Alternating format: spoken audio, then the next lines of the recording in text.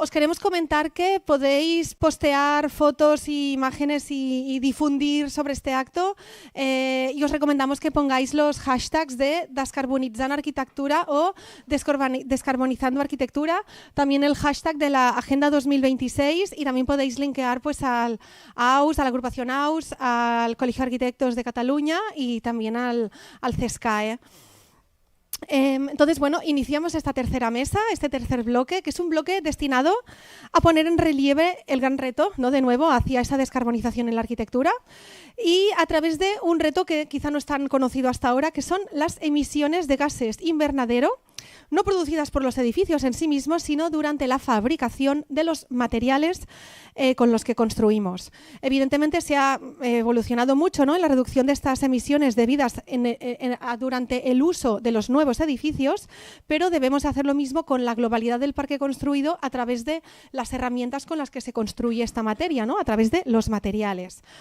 Entonces, claro, evidentemente, antes de que se produzcan los edificios ya hay un carbono embebido, ¿no?, y unos gases de efecto invernadero que están relacionados con la producción de estos materiales. Claro, ¿cuánto, no?, está cuantificado en qué materiales se pueden realmente descarbonizar todos esos materiales? Es un tema que incluso, y ya digo, podríamos ir mucho más allá y de nuevo poner en valor los impactos sobre la salud de las personas que tienen esos materiales. Más allá del concepto de descarbonización, pues cuáles son sus repercusiones sobre la salud de las personas, sobre sistemas respiratorios, neurológicos, pero esta mesa va a hablar de la descarbonización porque vemos que son, bueno, pues temas muy amplios, ¿no?, los que tenemos que ir tratando. ¿Cómo es posible estimular a este sector para que transicione hacia esa descarbonización de los materiales? Para eso, Jade Serra, que es arquitecta especializada en construcción eficiente, saludable y de bajo impacto, cofundadora de Slow Studio, donde se encarga de la gestión de proyectos y dirige al equipo de investigación interna con un firme compromiso por la divulgación y la arquitectura sostenible y de huella ecológica nula.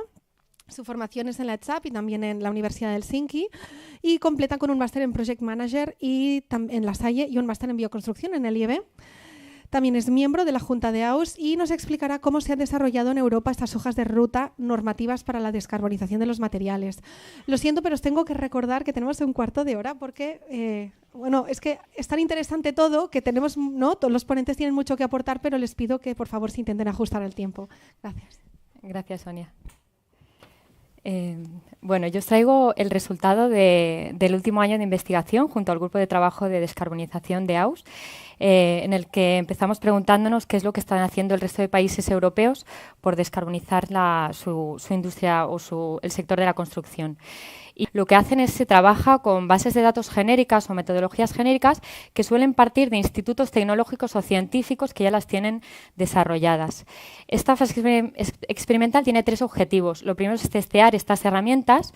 Lo segundo es establecer un baseline, una línea de partida a partir de la cual descender las emisiones, es decir, necesito saber cuánto emite un edificio. Y el tercero es concienciación, porque cuando yo le digo al sector de la arquitectura de un país que empiece a contar emisiones, inicia una revolución. Y esto quiere decir pues, inversión, recursos, investigación. Cuando cierran estas fases experimentales pasan a una regulación que la regulación se resume en obligatoriedad de cómputo de emisiones o parte de esta obligatoriedad. Y esta regulación ya sí que va necesariamente ligada a estas bases de datos de emisiones de materiales, ya sea con EPDs normalizada o DAP en español o bases de datos genéricas y metodologías de ACV en la que se define qué fases del ciclo de vida tener en cuenta y qué programas voy a utilizar. Y ya cuando tengo toda esta regulación implementada, ya puedo establecer paralelamente, normalmente, el calendario de limitaciones progresivas para llegar a cero en 2050. Y aquí sí que parto de un baseline que habré conseguido en la fase experimental, que es el punto de partida de emisiones. Para que os hagáis una idea, en Europa se están partiendo de valores medios de 600 kilogramos de CO2 por metro cuadrado en ciclos de vida de 50 años. Entonces, lo que vamos a hacer es un recorrido por 3 países. Hay muchos más con hojas de ruta en marcha en distintos estados, pero vamos a partir de 3 países que tienen hojas de ruta con una fase experimental cerrada y obligatoriedad de cómputo en implementación y un plan y un calendario de limitaciones para llegar a cero en 2050. Vamos a ver cada uno de estos países cómo ha ido desarrollando cada una de estas fases necesarias para implementar la hoja de ruta. Empezamos por esta fase experimental.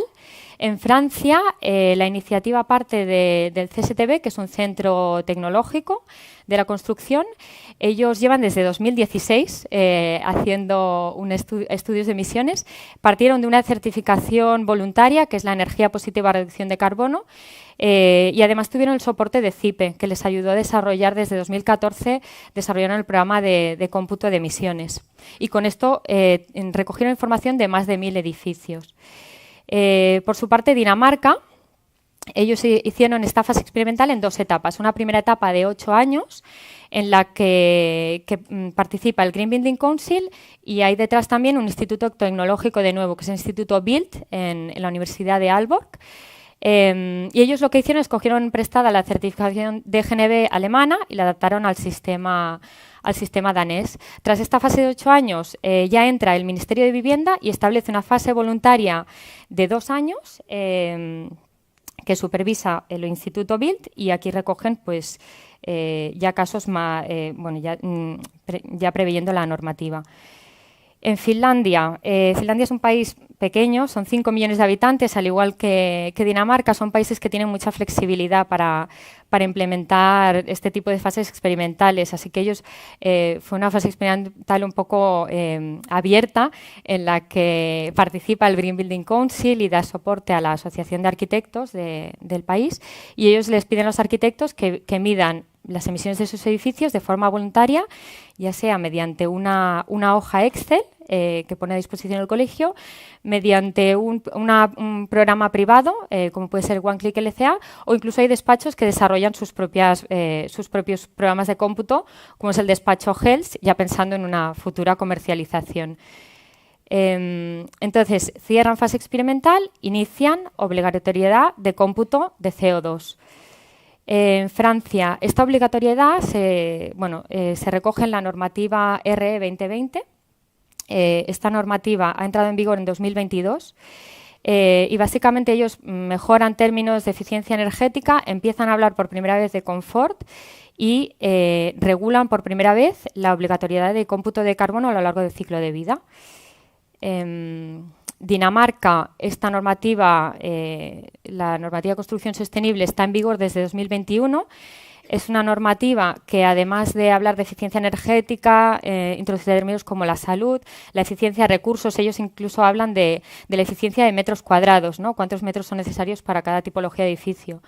Y, por supuesto, ya introducen esta obligatoriedad de cómputo de CO2. Además, en Dinamarca nos hablan de carbon budget, que nos comentaba antes Dolores. El carbon budget es el presupuesto disponible que tenemos para evitar superar los 1,5 grados de calentamiento. Y esto se calcula según las emisiones por cápita y la población de un país. Y entonces ellos son los primeros que están ya haciendo referencia a este término. Finlandia todavía no ha publicado la normativa, se espera que se publique a finales de este año, principios de 2023, pero ya han hecho desde el Ministerio las presentaciones previas y ya han avanzado han cerrado fase experimental y han avanzado que van a tener pues esta obligatoriedad de cómputo, las herramientas, base de datos, análisis de ciclo de vida y este calendario de limitaciones.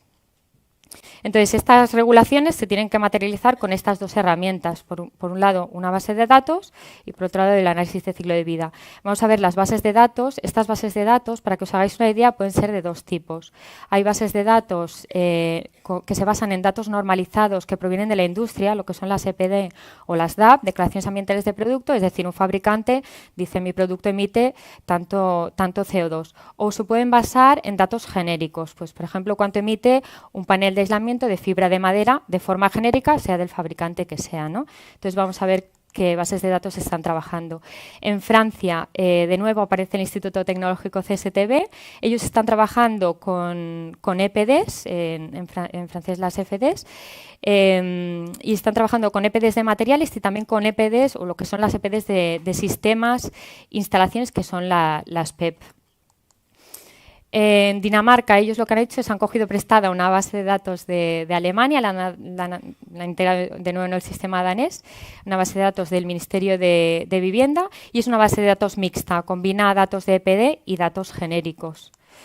Y por su parte Finlandia está ya trabajando con doble base de datos. La pública y abierta es el CO2data.fi, que está recopilando datos genéricos de materiales, y después tienen una base de datos privada no oficial donde se están recogiendo los datos de las EPDs. Entonces vamos a ver cómo han establecido ellos las metodologías de ciclo de vida.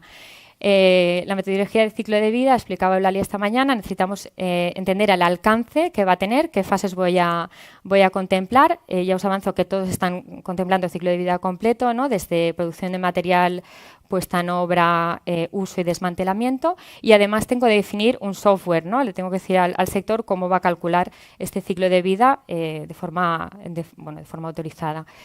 Entonces, en Francia esto está regulado en la normativa R2020. De momento lo están aplicando únicamente a ciertos tipos de edificios, y en Francia han introducido el término Dynamic Carbon, que se refiere al carbono biogénico almacenado en los materiales a lo largo del ciclo de vida, que se computa como carbono negativo. Además, en Francia han establecido 11 programas autorizados. Estos programas se revisan cada 2 años, son autorizados por el CSTB. Es una lista oficial publicada en la web del Ministerio, y pueden haber programas de 3 tipos. Hay programas exclusivamente energéticos, de análisis energético, hay programas exclusivamente de análisis medioambiental y hay programas mixtos. Vale, entonces, ciclo de vida de Dinamarca, de nuevo también recogido en la normativa. Ellos lo que hacen es establecen 9 factores de estudio. Por supuesto, hay el potencial de calentamiento global, en el que no solo tienen en cuenta CO2, sino el resto de gases de efecto invernadero, pero también hablan de conceptos pues, como la acidificación de las aguas, los efectos en la capa de ozono, el uso de energía, entre otros. Entonces, estos 9 factores los recogen en un programa voluntario, recomendado, no voluntario, recomendado, pero no obligatorio, que es el LCA-BIC, y ha sido desarrollado por el Instituto Tecnológico BILD. Entonces, Finlandia, estamos pendientes de que publique normativa, pero ya sí que han avanzado que su ciclo de vida va a distinguir entre las emisiones del edificio y las emisiones de la superestructura y los trabajos en terreno, porque consideran que esta parte de la construcción tiene un impacto importante en el global. Y además, lo que los franceses denominan Dynamic Carbon, los finlandeses le llaman el carbon handprint y lo diferencian del carbon footprint. Entonces, el carbon footprint es el carbono positivo emitido, y el carbon handprint es el carbono que el edificio es capaz de reducir, tanto ya sea a través del carbono biogénico o a través de la reutilización de materiales al final del ciclo de vida. Y ahora sí vamos a ver cómo introducen estos países su calendario de limitaciones. Para ello es importante tener en cuenta este carbon budget, ¿no? Cuánto presupuesto de carbono nos queda para llegar a cero en 2050. En Francia, de momento, están estableciendo las limitaciones dentro de esta década. Partimos de valores, como veíamos, alrededor de los 600, en este caso 640 para viviendas unifamiliares, 740 para viviendas plurifamiliares. Esto se está teniendo en cuenta para ciclos de vida de 50 años. Establecen limitaciones cada 2 o 3 años y están considerando reducciones totales de alrededor del 35% al final de esta década. Dinamarca es un esquema muy parecido, están también valorando reducciones alrededor del 30-35%.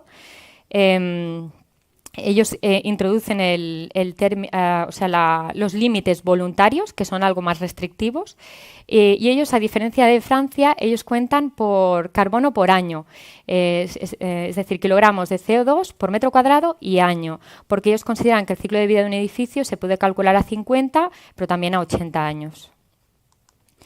Y en Finlandia todavía no han publicado calendario, se espera que las limitaciones empiecen en 2025, pero sin embargo Finlandia sí que ha aprobado su Parlamento la neutralidad de CO2 en 2035 y la negatividad de CO2 en 2040. Así que se espera que las limitaciones sean algo más restrictivas y vayan a reducciones del orden del 60% al final de esta década. Así que nada, volviendo a España, ¿qué ingredientes tenemos? Tenemos una ley de cambio climático que contempla que los materiales deben ser descarbonizados. Tenemos un Green Building Council muy activo, lo tenemos aquí hoy, que como hemos visto es un actor importante en muchas hojas de ruta. Tenemos una hoja de ruta aprobada o presentada este año, publicada este año por el Green Building Council, el Building Life. Y tenemos una certificación voluntaria verde que está recogiendo datos de emisiones de edificios desde hace varios años. Además, tenemos base de datos en desarrollo, ¿no? Hemos visto que estos institutos tecnológicos han jugado un papel muy importante en el resto de países. Tenemos la base de datos BDEC Sostenibilidad, tenemos al Instituto de Eduardo Torroja junto con el CSIC con la base de OpenDAP, o sea que tenemos algunos de los ingredientes. Todavía nos falta pues el empuje de las instituciones para regular este cómputo, ¿no? Y entonces acabo con una reflexión final, revisando con el presidente de AUS, con Albert Cauchy, el contenido de mi presentación estos días y valoramos si era una presentación demasiado densa, ¿no? Se introducido en pocos minutos muchísimas regulaciones, normativas y herramientas de las que probablemente no hemos oído hablar, ¿no? Antes. Entonces valoramos la necesidad o no de recortar, ¿no? el contenido y decidimos que no, que era necesario mostrar todas estas herramientas con las que los arquitectos franceses, finlandeses y daneses están trabajando ya en su día a día y dejar patente la gran brecha que hay con las herramientas en nuestro país, ¿no? Al final, estas herramientas tienen el objetivo de reducir las emisiones de carbono del sector de la construcción, llegar a cero en 2050. Entonces, en España, o bien no vamos a llegar a estas reducciones, o bien vamos a tener que establecer calendarios de limitaciones bestiales para cumplir con los objetivos. Así que nada, que espero que esta presentación haya servido para hacer saltar las alarmas de que en España no hayamos entrado en ninguna fase experimental, no tengamos bases de datos públicas libres y abiertas, no tengamos metodologías de ACV y ni mucho menos calendario de emisiones. Así que nada, a ver si nos unimos y nos ponemos en marcha para ello. Muchas gracias.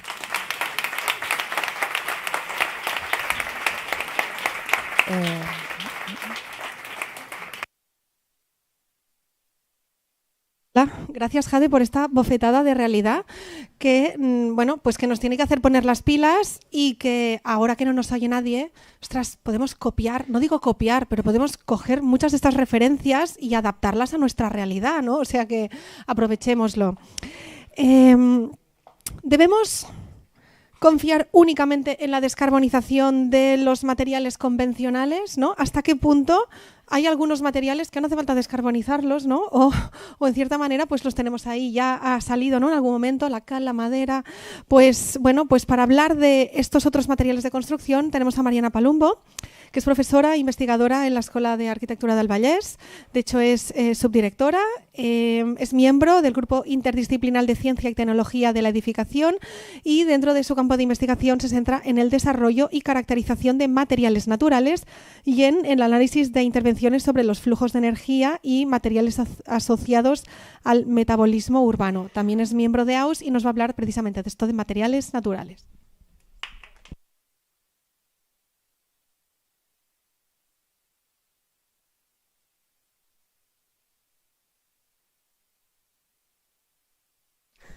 Sí. Agradeceremos que nos ciñamos a los 15 minutos. Gracias. Avísame porque no tenemos ninguna manera de saberlo. Desde aquí es un poco el vacío temporal. Avísame y intentaré ceñirme. Bueno, después de la bofetada, ¿no? Hemos visto cuál es el reto que tenemos, el papel que juegan los materiales de construcción para poder alcanzar este reto de la descarbonización.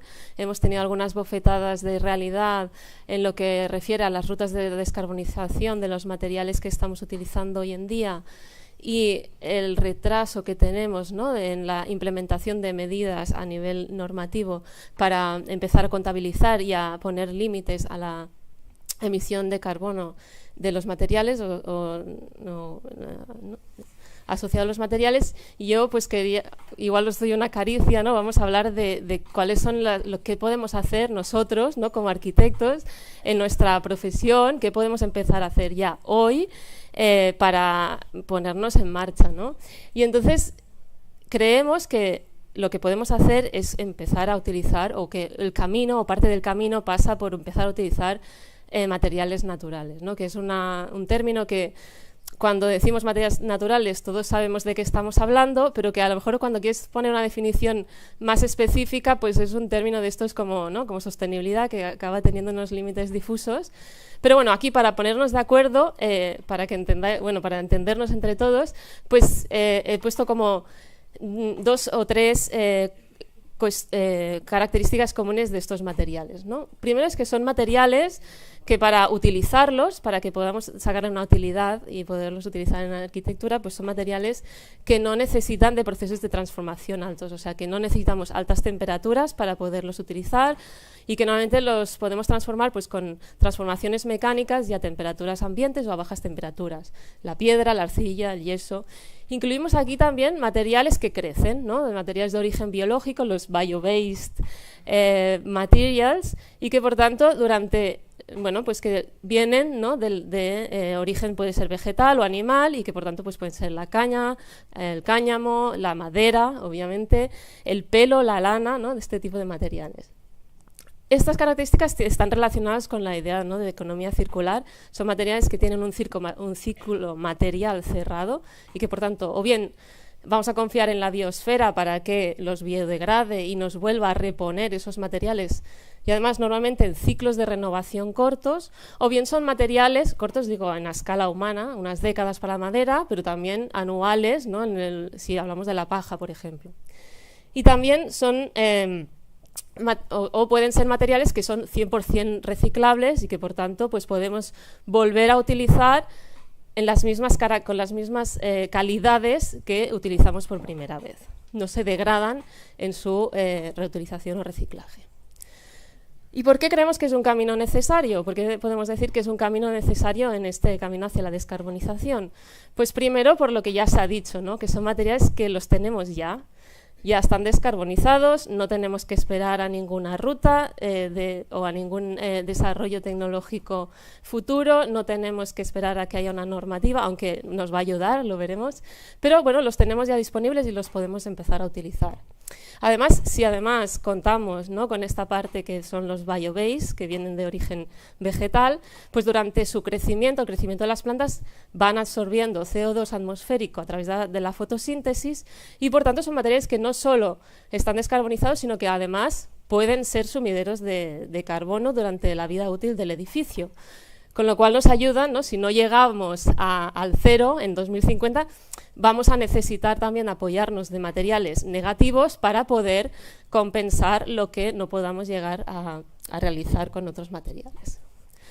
Otra ventaja, pues que están disponibles globalmente, o sea, son materiales que los podemos encontrar en cualquier contexto, en cualquier territorio, en cada territorio los encontraremos de manera distinta, serán específicos para cada lugar, pero en todos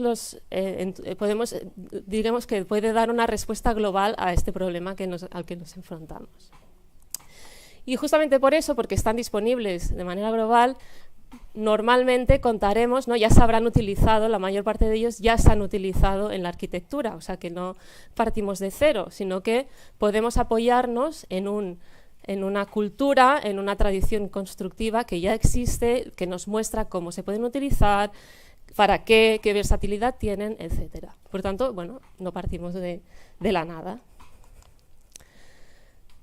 Frente al reto, entonces, vamos a empezar a utilizar estos materiales. Bueno, digo vamos a empezar, pero seguro que muchos de vosotros ya lo estáis haciendo, ¿no? Pero frente a esta cuestión, yo creo que podemos hacerlo como con 3 actitudes distintas, ¿no? Y digo actitudes y no pasos porque son actitudes que pueden ser simultáneas en el tiempo, ¿no? La primera, y yo creo que la más inmediata, es la que responde a la pregunta, vale, ¿puedo hacer lo que ya hago con otros materiales? ¿Es posible? ¿No? Si veis estas 3 imágenes, son 3 edificios, bueno, uno son de edificios de vivienda y una escuela, los 3 están construidos en Francia, y cuando vemos las 3 fachadas, ¿no? Vemos que, bueno, a nivel, digamos, estético, a nivel seguramente de puesta en obra constructivo, pues son bastante similares, ¿no? Pocas diferencias significativas podríamos señalar frente a estas 3 fachadas, pero claro, cuando vamos a ver cómo se han construido y el impacto, ¿no? Y si están o no descarbonizadas, pues de pronto vemos grandes diferencias, ¿no? La primera, una fachada convencional, pues tenemos unas emisiones positivas de CO2, y cuando vamos a utilizar estos materiales que llamamos aquí naturales, pues resulta que hormigón de cáñamo, que es un material que es una mezcla de cal y cáñamo, pues ya tenemos emisiones negativas. Y ya si vamos a construcciones con paja, pues todavía el balance es mejor, ¿no? Con lo cual, bueno, también estamos hablando de cosas que pues pueden pasar desapercibidas, ¿no? Y esta actitud, pues la podemos, o sea, frente a esta actitud, es la actitud más inmediata, porque además tenemos productos, tenemos materiales que ya existen en el mercado que nos permiten dar este paso, ¿no? Existen una diversidad de materiales que se han desarrollado con diferentes materias primas, que además se utilizan para diferentes tipos de aplicación, desde estructurales, cerramientos, acabados, y que además la industria, que si queréis es pequeña o limitada, pero que está muy activa y que lleva muchos años trabajando en el desarrollo de estos materiales, pues también ha trabajado para adaptarlos a la normativa actual, ¿no? y a los sistemas y la cultura constructiva actual. Por tanto, podemos tener, estos materiales van a cumplir las exigencias normativas, estos materiales pueden tener marcado C, etcétera, etcétera.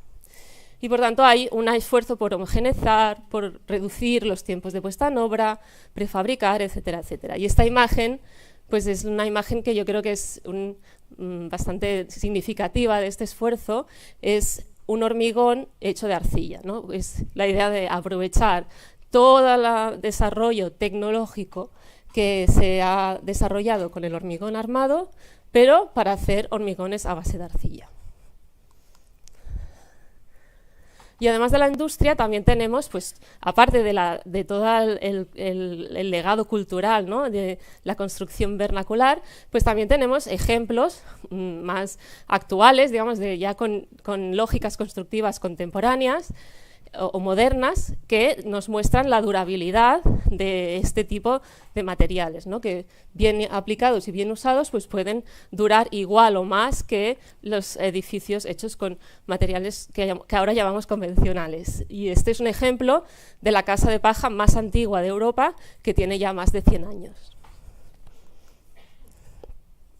No se me oye bien, ahora sí.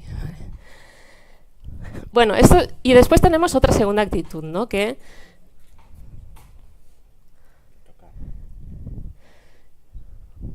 ¿Millo?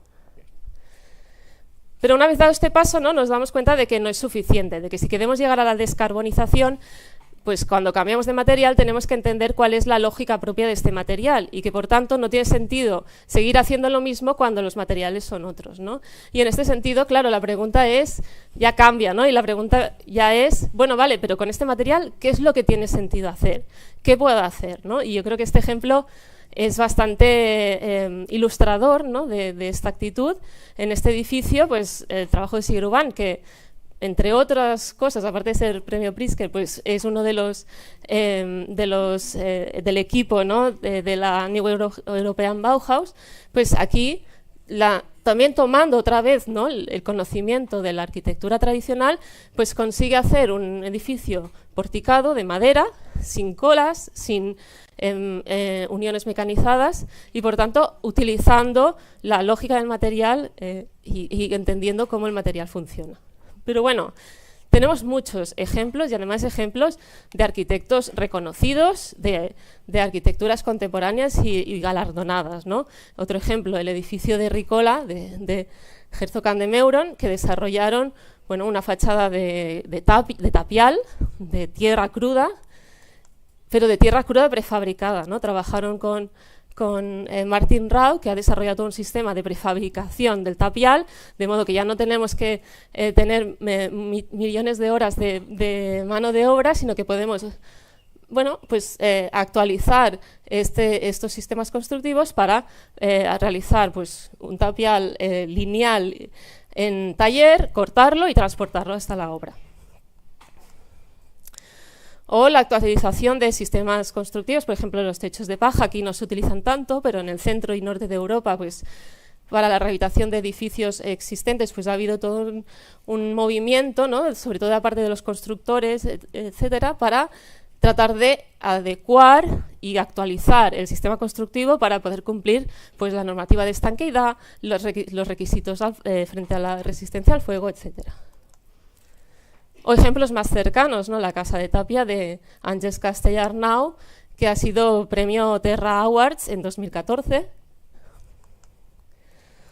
Las viviendas que están construyendo Feris y Toral en Ibiza, hechas con muros de carga de bloque de tierra comprimida, que entre otras cosas son también los arquitectos que han hecho la rehabilitación de la sala en que nos encontramos ahora, y que han trabajado también de la mano de los fabricantes, ¿no? En este caso de FET-de-Terra, pues que también están trabajando en la innovación de estos materiales para trabajando con las lógicas de un material que solo funciona con presión y que la tenemos que sacar ese rendimiento, y por tanto hacer elementos que puedan seguir esta lógica constructiva, ¿no? O este edificio que está en fase de ejecutivo, en el que se trabaja en un sistema mixto de muros de carga de tierra y madera, en el que se analiza el sistema constructivo con el fin de hacer que los muros de carga de un edificio de 6 plantas de tierra cruda pues solo trabajen a compresión. Pero bueno, todas estas experiencias, claro, son experiencias, digamos, innovadoras y que van adelante del movimiento que tenemos que hacer, pero que si no van acompañadas de una normativa que se adecúe y que entienda que estos materiales tienen que poder formar parte de la realidad constructiva habitual, pues que es muy difícil pues ponerlos en uso, ¿no? Y esto lo vemos claramente con el ejemplo de la construcción en paja en Francia, por ejemplo. Desde que este mapa que veis aquí es el mapa, el inventario de las construcciones en paja en Europa, ¿no? Y si veis, Francia es el país europeo con mayor número de construcciones de paja que hay, ¿no? Y esto, en parte, no es porque sí, sino que ha habido un trabajo, ¿no?, desde el sector en Francia para tener unas reglas profesionales de construcción con paja, y esto ha hecho que, de pronto, pues encontremos escuelas, ¿vale?, que tienen edificios públicos que están construidos, en este caso, en un sistema mixto de paja y madera, pero incluso con un sistema de paja portante, ¿no? Aquí ya la madera ya ha desaparecido. Y la tercera actitud, que creo que es la que al final vamos a tener, ¿no?, va a ser la más habitual en nuestro sector, es ya no pensar en el material, sino en el territorio, ¿no? Y empezar a pensar dónde estamos construyendo, entender el contexto en el que lo estamos haciendo y empezar a preguntarnos qué es lo que el territorio puede ofrecernos y de qué manera podemos utilizar mejor los recursos que el territorio nos ofrece. Y tenemos un ejemplo valiosísimo y muy bueno, muy cerca, ¿no? Este edificio, el Life Reusing Posidonia, que fue un proyecto de investigación impulsado o en el que participó el IBABI, pues el resultado es la construcción de estas viviendas social en Formentera. Y lo interesante es esto, ¿no? Antes de ponerse a construir, entender, hacer un catálogo de cuáles son los recursos que tenemos en el territorio, con qué materiales podemos contar, y de hecho pues detectaron, ¿no?, la abundancia de una planta marina que es la Posidonia, que además tenía ¿no?, hicieron también ensayos de caracterización y vieron que tiene muy buenas propiedades aislantes, y además, ¿no?, otra vez la arquitectura vernacular ya se había utilizado antes como material aislante en la isla, ¿no? Y entonces, hicieron uso de eso, y además introducen otra cuestión también interesante a la que no vamos a entrar aquí, pero que tiene que ver con la reutilización de materiales existentes, ¿no? Las carpinterías, en este caso, pues eran carpinterías reutilizadas. Y para finalizar, ¿no?, deciros que desde la universidad, desde la academia, somos conscientes, ¿no?, de esta necesidad, y también estamos trabajando en ello, ¿no? Estamos trabajando no solo desde la formación de los futuros arquitectos, sino también desde la investigación. Si en Formentera era Posidonia, pues aquí estamos investigando en el uso de un residuo agrícola muy abundante en nuestro entorno, que es la caña del maíz. Y por tanto, bueno, estamos desde diferentes puntos de vista, estamos tratando de contribuir al reto que tenemos entre manos. Muchas gracias.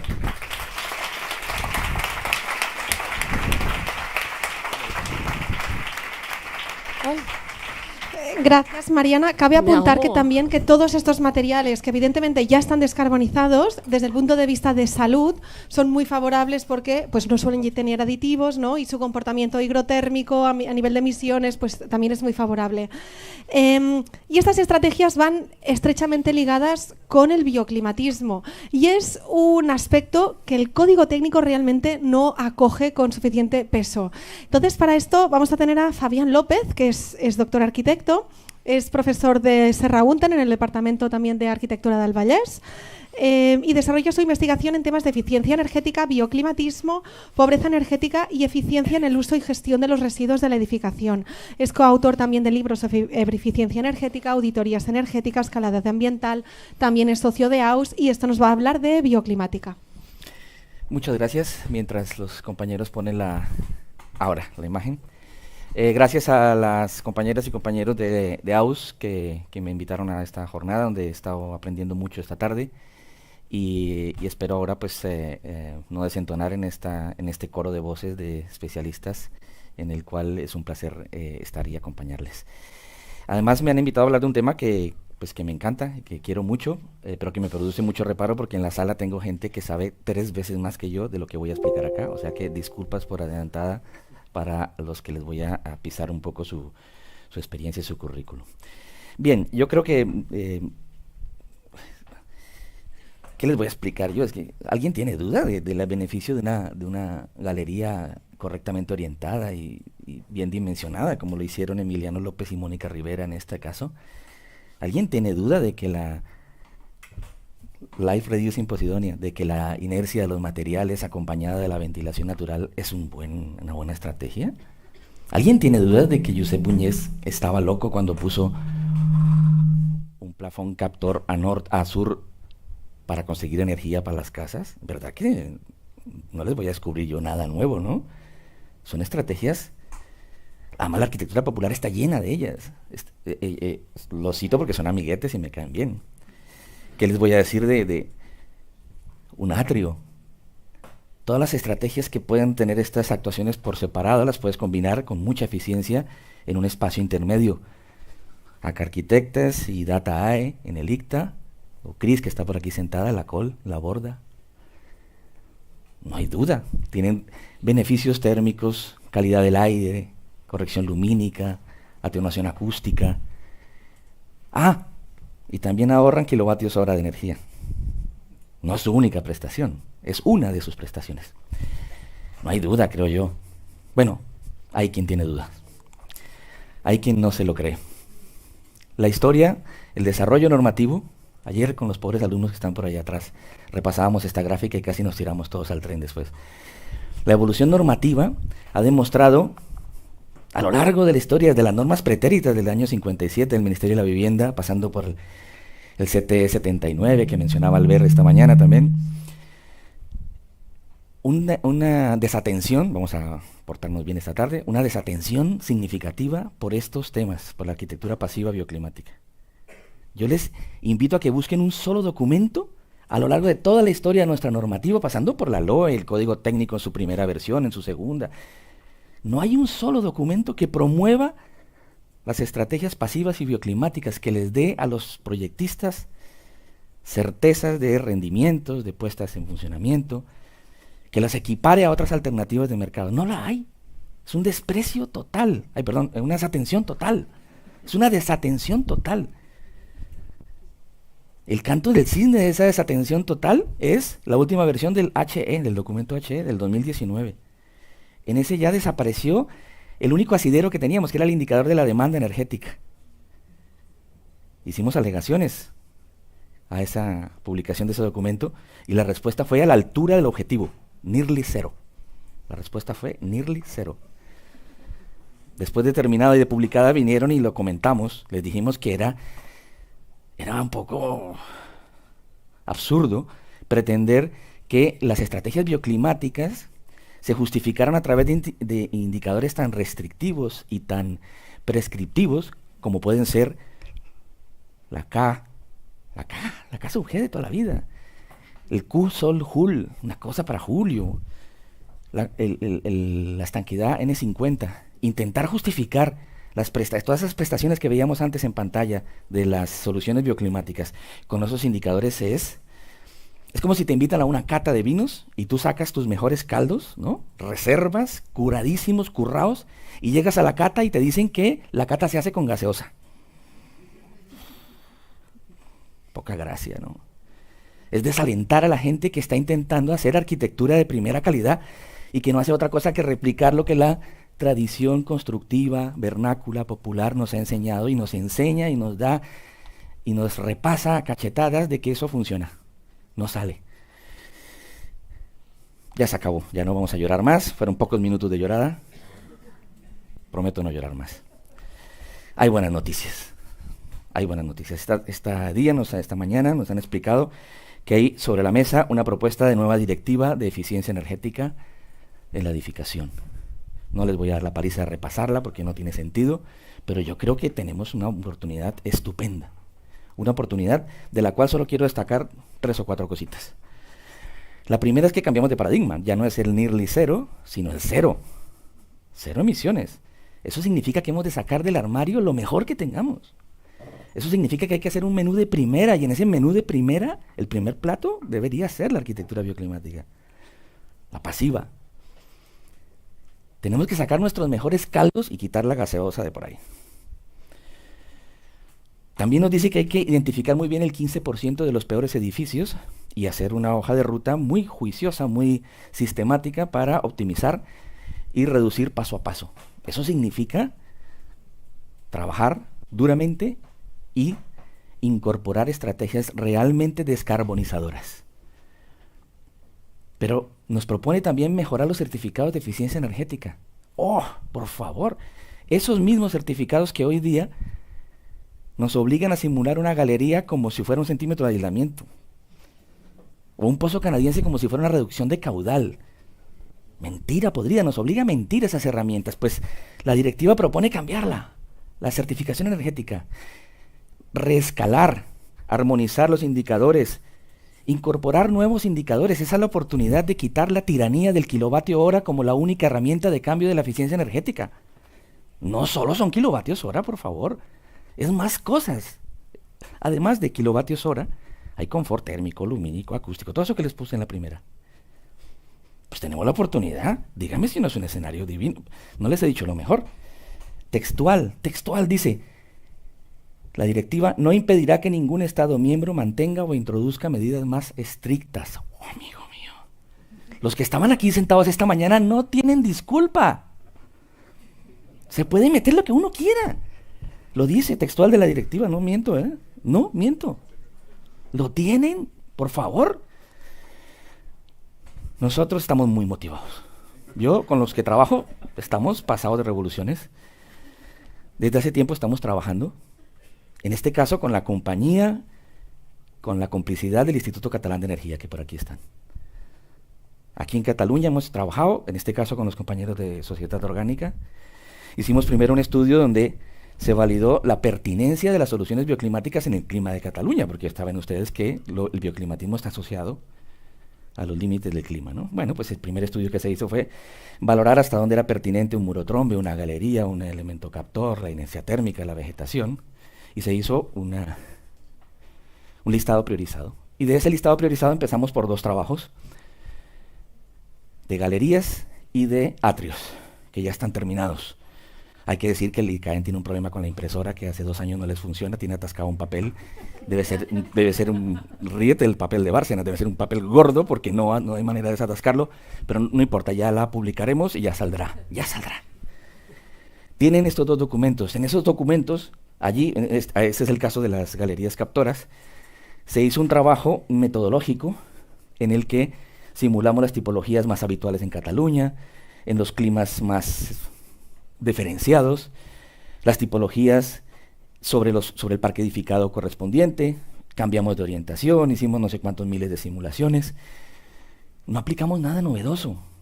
Es lo mismo que ha venido estudiando hace muchos años en Andalucía, en Madrid, en Galicia. Estos temas se han estudiado, hay conocimiento. Aquí en la sala hay gente que sabe de esto y que ha hecho estos números. Nosotros lo que hicimos aquí fue sistematizarlo y pasarlo por herramientas de simulación que nos permitían hacer cálculos paramétricos y cosas de esas. Pero los conceptos son los mismos. Y fuimos capaces de obtener fichas como estas, en donde combinamos, oiga, pues que una galería tiene una piel exterior y una piel interior, y que según combines, ¿no? Más macizo, menos macizo, más acristalado, menos acristalado, más inercia, menos inercia, más ventilación según el clima. Y demostramos, tampoco es ningún mérito, demostramos que es posible obtener un porcentaje de ahorro. Que en este momento la certificación energética solo entiende de kilovatios hora, pues vale, hablamos de kilovatios hora. Calculamos la reducción en kilovatios hora. Despreciamos las otras prestaciones, que son muchas. Y en este momento somos capaces de decir cuánta reducción de la demanda. Ahora, la triste realidad es que nos toca ir y mentir en las herramientas, ¿no? Y decir que eso equivale a no sé cuántos centímetros de aislamiento, o a un film ficticio de protección solar, bueno, eso es un problema circunstancial, eso lo vamos a arreglar, no hay ningún problema. Esos trabajos están. Y se han dado la vuelta por otras tipologías, y se ha cambiado que si en el norte, que si en el sur. Esos números están sobre la mesa del ICAEN, con su problema de impresora, ya le ayudaremos con la impresora, no pasa nada.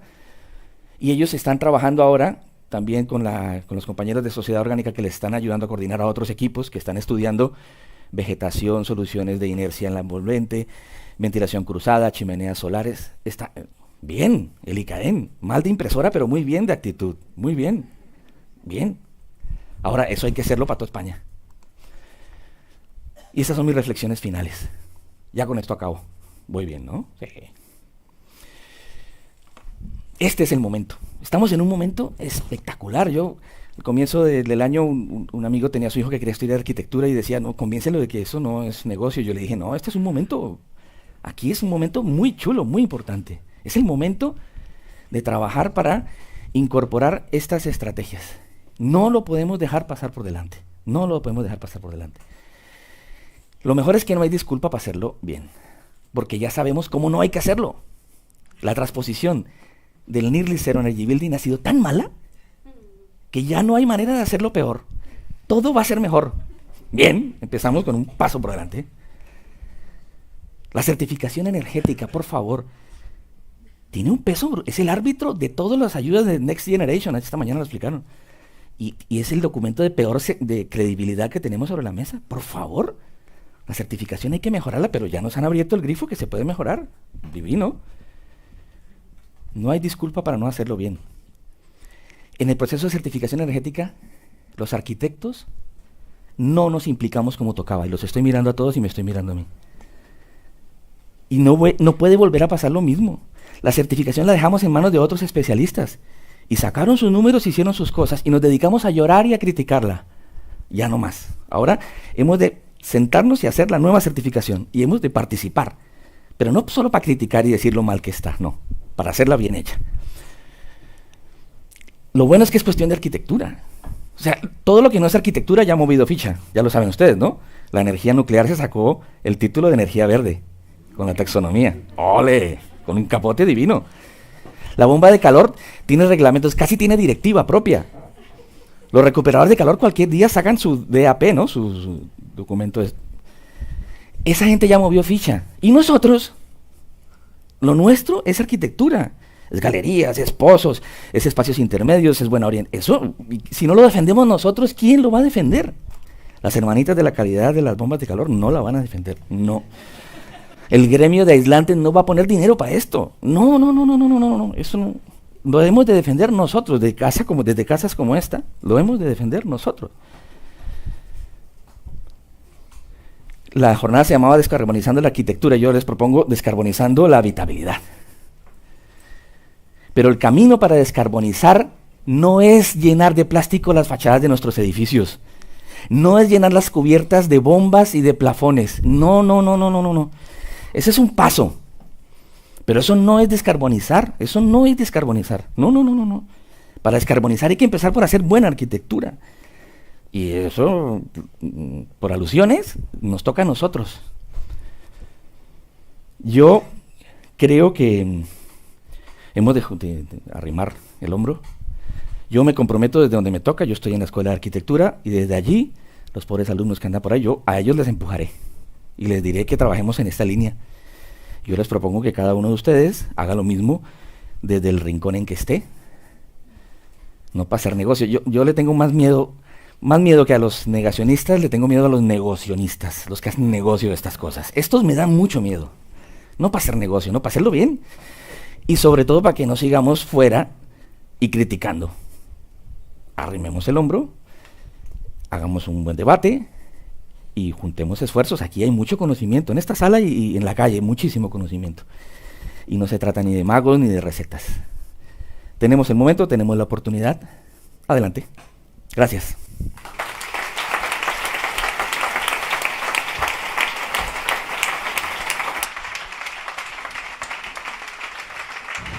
Fantástico este final de Fabián, en el que realmente es que tenemos muchas de estas herramientas, ya lo hemos ido viendo, lo hemos ido recordando, y sobre todo hay estrategias en esta mesa en las que pues evidentemente a lo mejor hay retos en la descarbonización de los materiales que se alejan de nuestra capacidad técnica, pero sí que está en nuestra capacidad elegir, ¿no?, esos sistemas constructivos, esos materiales, y acercarnos a la bioclimática, al sentido común al final, que no sé cómo se materializa en normas y en directivas el sentido común.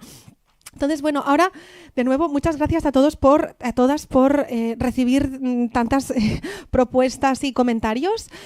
Muchos de ellos van relacionados con el uso de materiales naturales. Sí que hay algunos que dicen de cómo podemos saber más acerca de materiales naturales y demás. No sé si sabéis que en la OCT del Colegio de Arquitectos de Cataluña, de momento solo abierto al tramo complementario, pero que en breve parece que se va a abrir a todos los colegiados, hay una herramienta que se llama Espacios Interiores Saludables, en la que hay un directorio de materiales que cumplen con criterios de salud y evidentemente también con estos criterios de materiales naturales. Así que algunas de las dudas eran acerca de cómo conocer más acerca de estos materiales que a lo mejor desconocemos porque tampoco se facilitan desde las normativas, desde el código técnico, pero que existen, ¿no? Y hay muchas posibilidades. Y después algunas otras, ¿no?, porque como no tenemos mucho tiempo, tenemos alguna otra pregunta que va relacionada también con este uso de los materiales, que la tenemos por aquí. ¿Tienen los materiales naturales las suficientes certificaciones técnicas? ¿Tienen un coste competitivo? ¿Cómo podemos promover su uso? ¿Faltan ensayos o certificaciones? ¿Cómo podemos, pues de nuevo, facilitar su uso para personas que a lo mejor, pues eso, lo más fácil es utilizar lo que ya viene de serie, ¿no?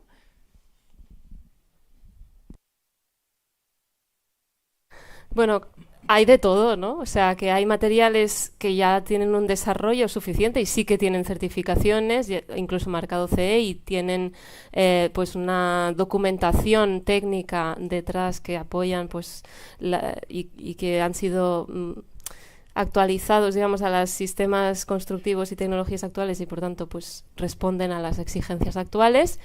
Y también hay materiales, no tanto materiales, o sea, digamos que los materiales o la materia prima es la misma, pero hay unos productos que se han desarrollado y que cumplen con todo esto que decíamos antes, y luego hay materia prima que se aplica de manera distinta o que podemos utilizar también y que en cambio responde a otras lógicas, ¿no? Y esto también tiene que ver con aquello de las actitudes que decíamos antes, ¿no? Que lo más inmediato es utilizar estos productos que ya están desarrollados y que pueden darnos unas ciertas garantías dentro del contexto normativo en que nos encontramos, pero esto no es suficiente. Hace falta un esfuerzo por modificar la normativa y porque la normativa reconozca ya no solo las limitaciones de estos materiales, sino también las ventajas y las propiedades que tienen específicas estos materiales, que no solo son limitaciones de, bueno, se quema, o bueno, sino que también tienen propiedades diferenciadas y que pueden darnos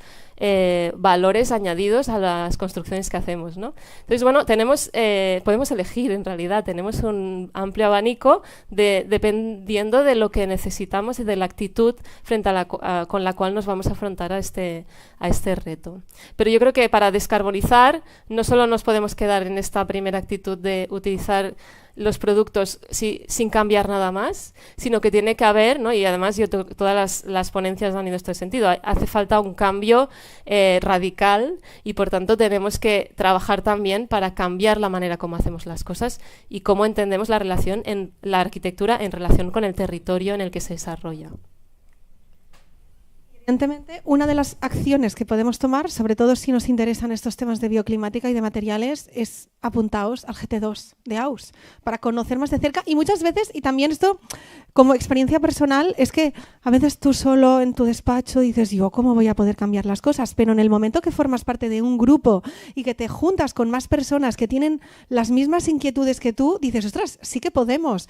Así que realmente os animo a que forméis parte de estas comunidades que ya existen, porque entre todos nos autoengañamos, no, nos empoderamos para trascender este cambio. Entonces, yo daría por cerrada esta tercera mesa, porque lo siento, no tenemos mucho más tiempo, pero os recuerdo que vamos a responder a todas estas dudas, o sea que este acto no acaba hoy, sino que va a durar durante más días y semanas, y es una manera también así de que perdure la esencia, ¿no?, de lo que estamos creando en el tiempo. Y entonces ahora van a empezar los workshops. Os voy a dar las indicaciones, a pesar de que están distribuidas por ahí, pero para que sepáis a dónde dirigiros. Os ruego, por favor, máxima puntualidad, o sea, ahora no nos enrollemos hablando de tal, sino que vayamos directos, ¿no?, y directas a estos workshops y que también después volvamos puntualmente aquí, por favor, para cerrar, ¿no? Entonces, la herramienta en mediciones de emisiones de CO2, que la realizará Licinio Alfaro de ITEC, se va a hacer aquí. Aquí está Licinio, ¿vale? Las personas que se queden en este workshop se pueden quedar aquí. Pasaporte del edificio y acompañamiento a comunidades vecinales, que lo va a hacer Anaís, será en la 8ª planta, mirador, al final de todo. Hay 2 ascensores, se van a colapsar, podemos promover la movilidad activa, podéis subir andando y así caminando por las escaleras, que además también conviene movernos, ¿no? 8ª planta. Levels se va a realizar en la Escola CERT, que supongo que todos sabréis dónde está, pero hay que salir del edificio, cruzar el carrer Arcs y el edificio de enfrente, 5ª planta, está el pasaporte del edificio con Toni Escudé, que está aquí. Perdón, Levels. El Toni, torneu a l'hora que toca, sisplau. Hay quart. A las 6:15, bueno, a las 6:13, todo el mundo aquí para que podamos empezar a 1:15, por favor. Así que vamos al grano también a la hora de desarrollar estos talleres. Y por último, análisis de ciclo de vida en la planta 6ª, no la 8ª, la planta 6ª, con Eulalia Figuerola y Bea de Diego, que están por aquí. Aquí está Eulalia. También movilidad activa, puede ser. Por favor, a las 6:15, todo el mundo aquí. Gracias.